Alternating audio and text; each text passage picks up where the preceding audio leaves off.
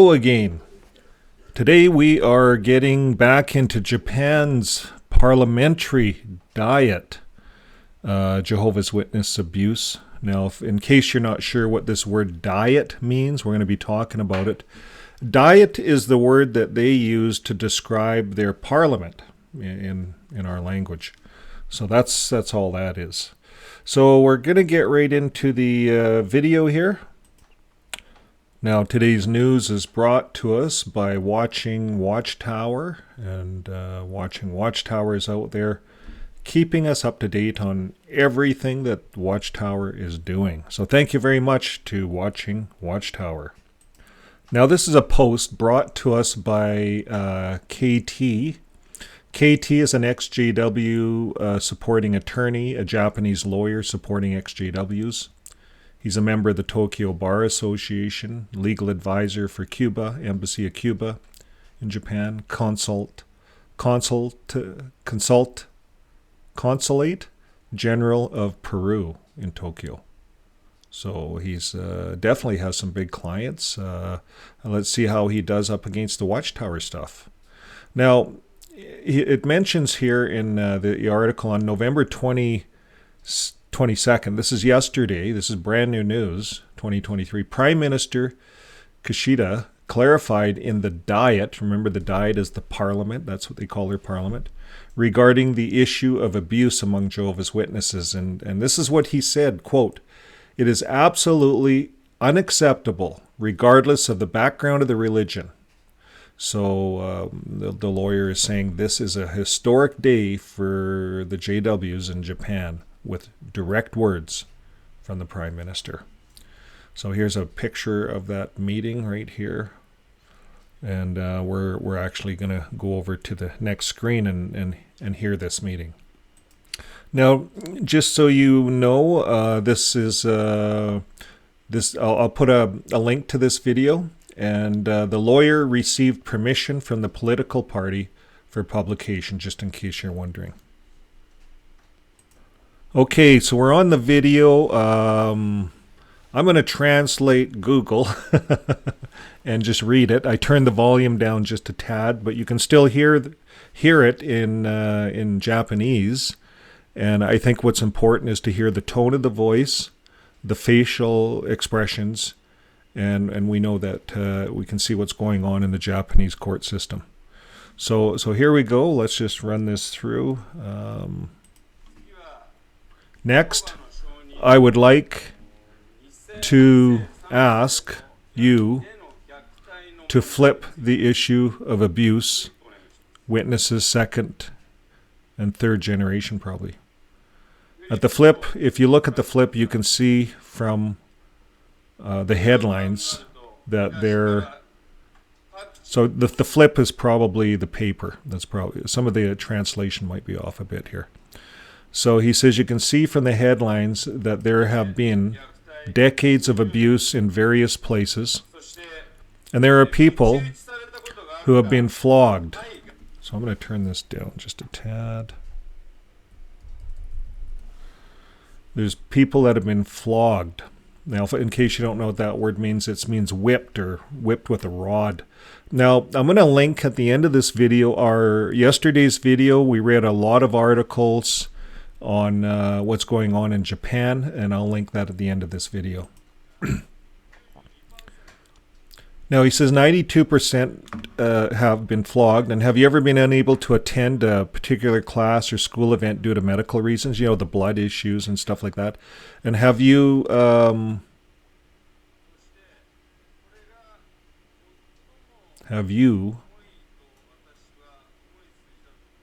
See, we might lose some of the translation here, but he's questioning them on the blood. Have you ever had a certificate? My lungs. I think he's talking about some of the medical issues that they're having, and it's in their papers. And 81% of them, we read yesterday, they carry, XJW still carry a medical card. He says, yesterday I had the pleasure of meeting a third generation person. And I would like everyone to hear his earnest voice, the true facts about children who are Jehovah's Witnesses and are not known at all. So I would like people to know the truth. As for me, everything in my childhood was taken away from me. And most children are like that. I refused the blood transfusion that had caused me so much suffering for so many years. I can absolutely say that this was forced upon me by the cult, and I will never forget this. And I want the cult to admit this mistake. I want them to apologize. I've only just turned 20, and the surgery will take place in 2021. Now, we read this whole article from this young man. He had a heart problem, and he needed surgery, and the doctor didn't want to do the surgery without blood, or without at least the opportunity to use blood. So the parents wouldn't sign off on it, so he couldn't have the surgery. The kid missed out on his whole childhood. He had this hole in his heart that could be fixed, could have been fixed long ago, but the parents wouldn't sign off on the medical treatment, and the child, the doctor, they weren't going to take the chance. They were going to wait it out until the kid turned 18 and made his own decision, and he made his own decision. Quit the religion. And now he's speaking out. That's what this is being read in the Parliament, this one. I read it yesterday, and I'll link it at the video at the end. We did an hour and a half live on Tuesday night on JW Night Talk, all about Japan. So let's carry on. Which means we're still in this era, the young man saying. There are always many people who need help, but are hidden away. Children, young people who are Jehovah's Witnesses are trapped in the church and have no way to escape. At least for me, I have never thought of asking child consultation centers for help. I'm not even in a situation where I can even think of something. What did he say? Think of something. Can even think of something like that. So, you see, the kids in this organization, they don't even think of going out to outside help because they're so programmed. They're so programmed. When you come out of that organization, you're programmed to believe that everything else is evil. And these records are still playing. And that's why ex-Jehovah's Witnesses coming out, they need a lot of help. And I think in Japan here, this lawyer realizes it. Realizes the indoctrination from this cult into the people's minds regarding blood is crazy. People are leaving the cult, but yet 81% of them won't take a blood transfusion. Why? Now, we did a video a couple of days ago, and there's no reason in the Bible to stop you from making that decision. It's a conscientious decision. So this is well documented on this channel as well as many other channels. So let's carry on. He says, the word help, this is the young man, doesn't exist. I don't know he's going to say that. Because they can't get help. It doesn't exist. He says, I realize there's always religious teachings that harm minors who can say to the world that this is a cult.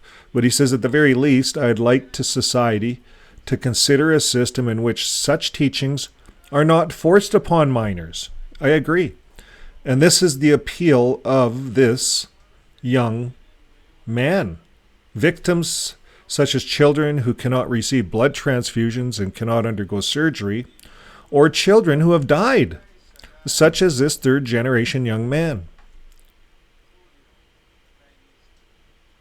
Prime Minister Fumio Kishida. First of all, I would like to ask the Prime Minister what you think about the issues that are emerging. Prime Minister, first of all, even if there is a background such as child abuse and progress of the religion, as you have pointed out, this is not true. This is something that cannot be tolerated. And I recognize that this is something that should never be tolerated. As for issues relating to the religion, the government has, in December of last year, taken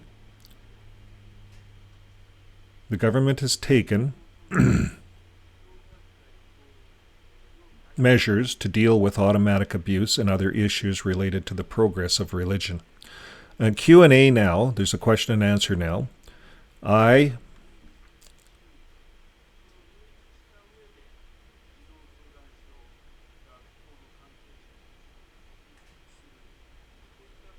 would like to say that we have been working on clarifying the specific types of action that can be considered child abuse and disseminating them to child counseling and school personnel. Let's just get back there. So what is he saying here? He says, I'd like to say that we've been working on clarifying specific types of acts that can be considered child abuse and disseminating them to child counseling and school personnel. So it looks like they're actually getting involved. They're getting the child counselors involved, and there's action happening right now. That's what it sounds like.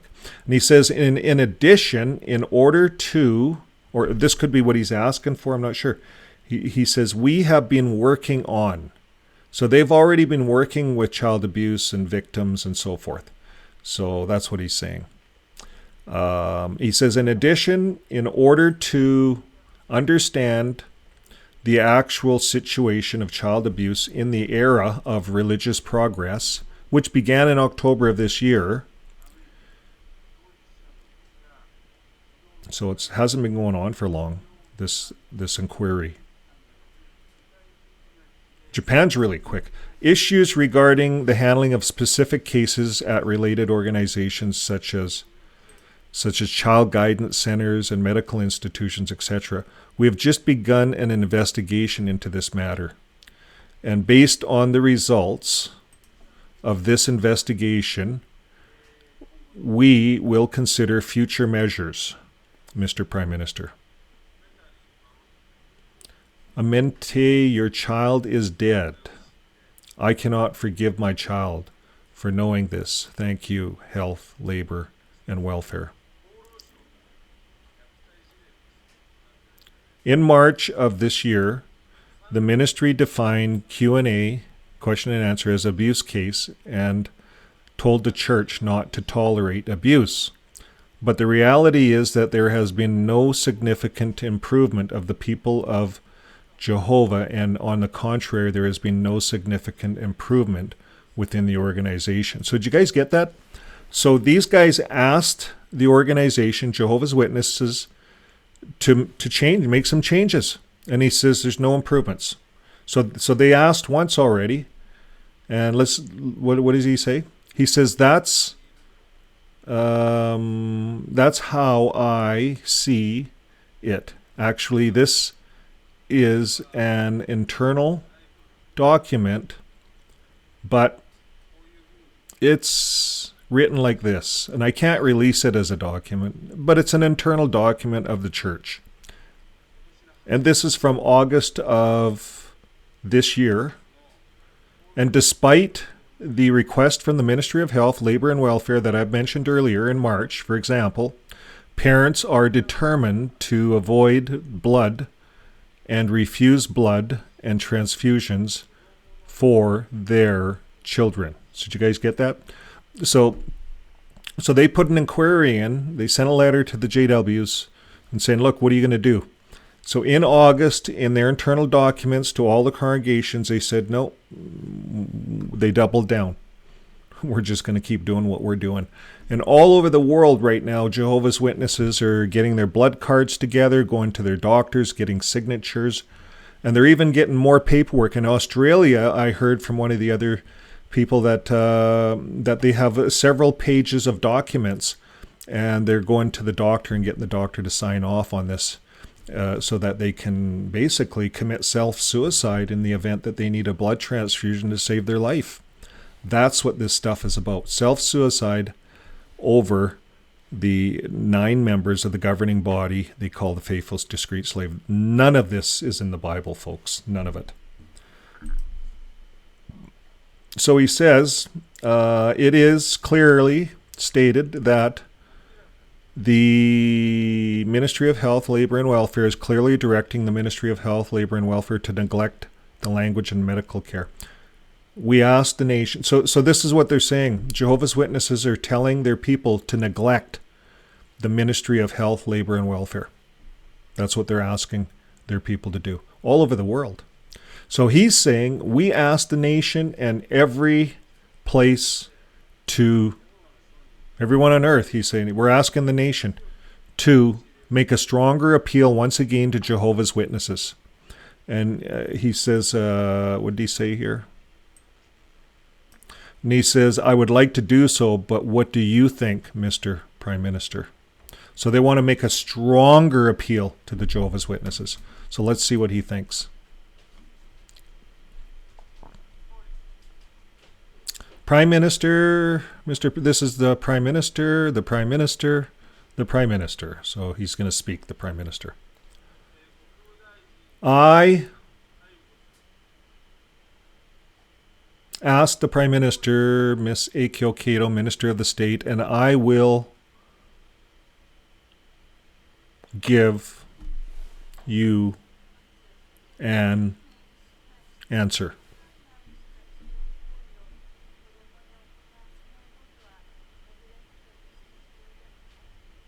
In December of last year, we made clear that failure to comply with child abuse constitutes child abuse as neglect. This is exactly as the committee pointed out.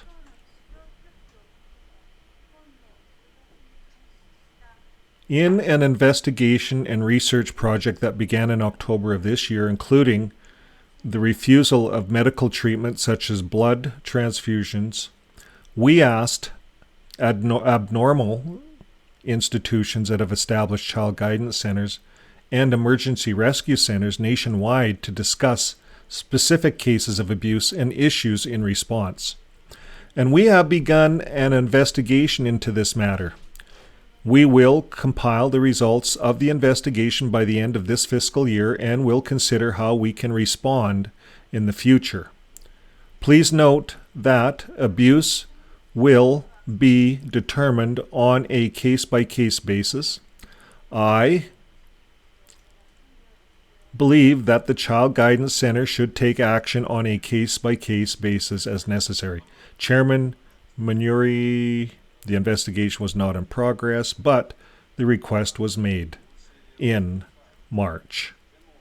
But at that time, in May, it seemed like the cult had been made aware of this for a while, but looking at the internal documents, it turns out that in August, they were tightening up the ranks within the organization. That's why I asked the Prime Minister one more time, Mr. Prime Minister, I want you to make another stronger offer. Mr. Fumio Kishida, Prime Minister, you have pointed out that you made this offer in March. Of course, I think it was an important and necessary offer. However, I am not aware of the details of the results of that request. In what form will this further request be required? The government centered on the children and families and family agencies will be considering a response from now on. Thank you. Hasamori. Prime Minister, this is basically for the sake of the child. It's not the parents' fault, it's the cult that is making them do this. Therefore, the cult's control over its members must be somehow changed. The root of this problem, I believe, is that there's no legal basis for this. If the government does not listen to the Prime Minister's instructions, we will be able to see what happens from here on out. However, I believe that parents are being systematically subjected to medical neglect that leads to death of their children. We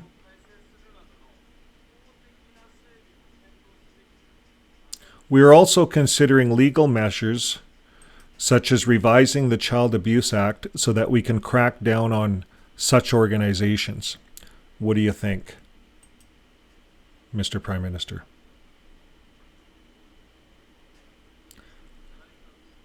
Mr. Fumio Kishida, Prime Minister, I have just given a response. The government has made it clear that cases such as child abuse fall under the category of religious child abuse. And in October of this year, the government began an investigation to ascertain the actual situation. Based on this investigation, the government will make a decision as to what legal response is necessary. Mamuri Nagamente Nin. I have said this over and over again, but children's lives are being trampled upon every day. I would like to ask for your cooperation on the high seas by working together to overcome our concerns. And, as you have said in the story just now, I would appreciate your cooperation. End of story. Okay, I got the audio turned back on here. I'm just going to play a little portion of this so you can get the sense of the gestures, the seriousness of this. This is the lawyer that's fighting for the child abuse, fighting to get this looked after in Japan. And this guy, he's saying, I want a better offer. I want a better offer. So he's pushing the government to get on this right away, because there's thousands of children that could be losing their lives right now as we speak. And that's the seriousness of this. And I would like to see some of this happening here in Canada and other parts of the world, because we have to start opening this up and everyone has to start talking about it. So let's just listen in just for a bit here.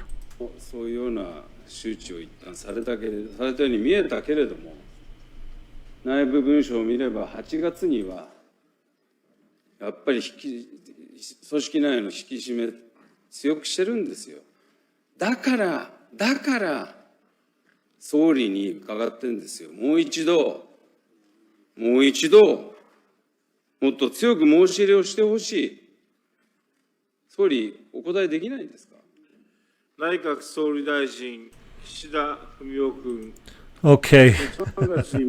So I'm going to put a link to this in the descriptions below. So if you speak the language, you can go and watch the whole thing without any of my interruptions.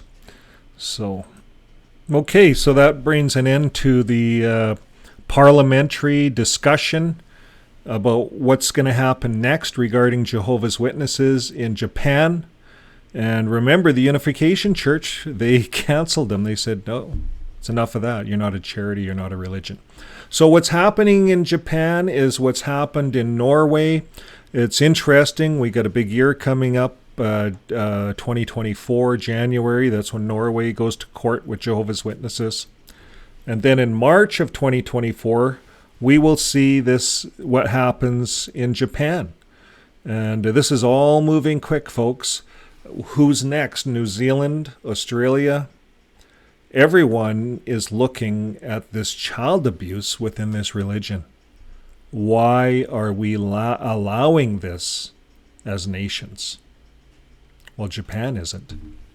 So, folks, until next time, keep living your life with love. And that's always a safe way. So if your children need medical attention, the loving thing would be to let them get it. If your body needs medical attention that might require blood, be loving to yourself and keep living. Give your doctor the flexibility. They're the professionals. You can ask for a no blood treatment. They will do their best. But tell your doctor you want to keep living, because that's what Jesus said. Jesus says it's about life. It's about love. That's what this journey's about on earth. So thanks again, folks, and we'll catch you next time. Bye for now. Oh, hello. My name is Vern. Join the channel. We cover JW World News, and we give you the rest of the story. Today, we're going to the Watchtower. And we have lives on Tuesday nights and Saturdays and an excellent community. So join the channel and watch as we crash into the watchtower. Here it is. I see it coming. Woo!